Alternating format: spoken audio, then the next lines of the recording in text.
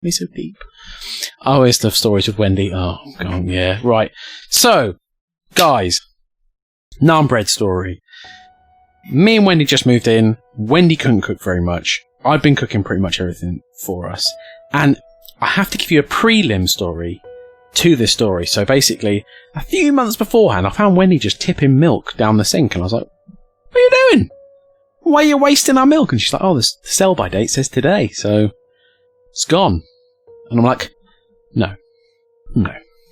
Because those of you who don't know, like, sell-by dates, no matter how much you know of me, like, eating random fucking rancid food, like, also, sell-by dates are like a rough guide. And often they put it on shit that doesn't even go off.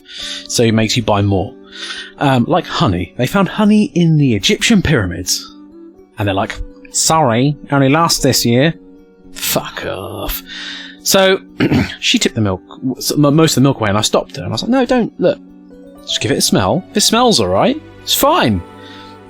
Problem was, I should have made this applicable only to milk, but she just applied that across the board. Exactly, tasty, 2,000-year-old forbidden honey. So, later on down the line, Wendy was like, I'm going to cook you a curry. Yeah, Femfox is understanding what's going on now. And I was like, oh, sure. Cook me a curry. Sounds good. No, it wasn't chicken, Femfox, thankfully. So I was like, I bought some chicken. Wendy can cook chicken all the way through. Not a problem there. The jar sauce that she'd purchased is just jar sauce. So you just cook the chicken, jar sauce. Curry. It's not like the most technical curry, but it's still a curry, so that's fine. And I'm like, and I can eat dry rice, not a problem. So you don't like your chicken in a bag? I don't like my chicken medium rare. No. Now Wendy'd also got some naan bread, and I thought that was strange because I was pretty sure we didn't have any naan bread left. So I was like, oh, nice. Wendy got some new naan bread. And she made me this curry, and it was laid out, and I came downstairs, and I was like, oh, nice. And now, you did, but it's like 2 years old. Well, yeah, funny that. So,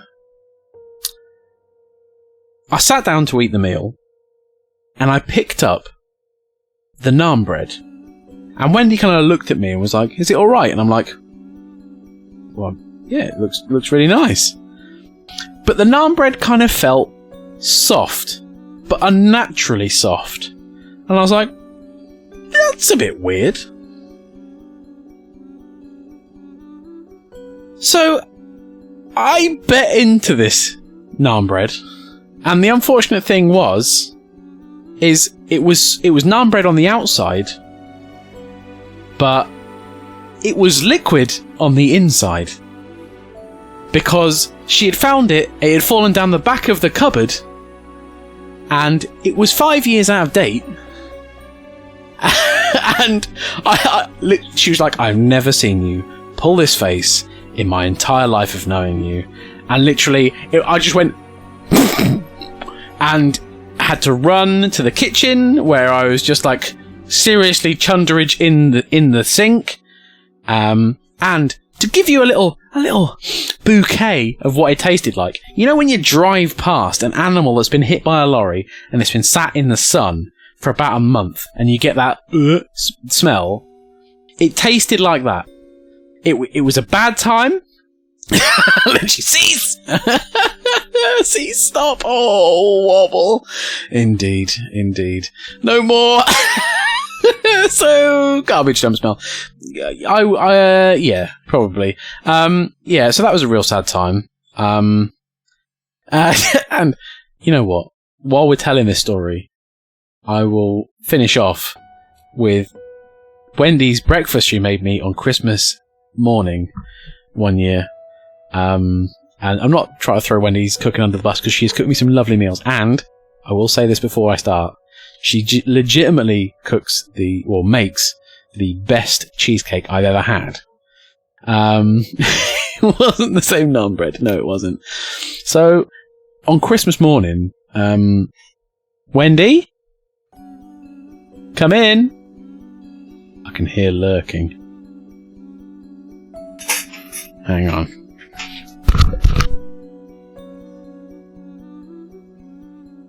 Yeah, feet.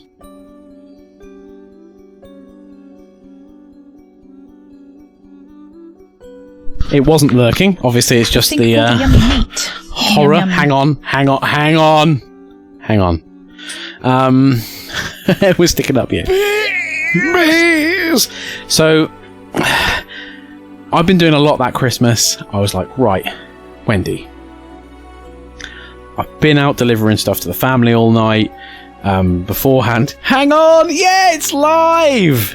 Good shit, Author V. I'm glad you're the first person to use that. I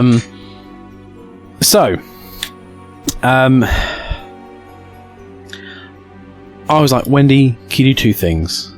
Yeah, hang on! Indeed. I was like, can you do two things?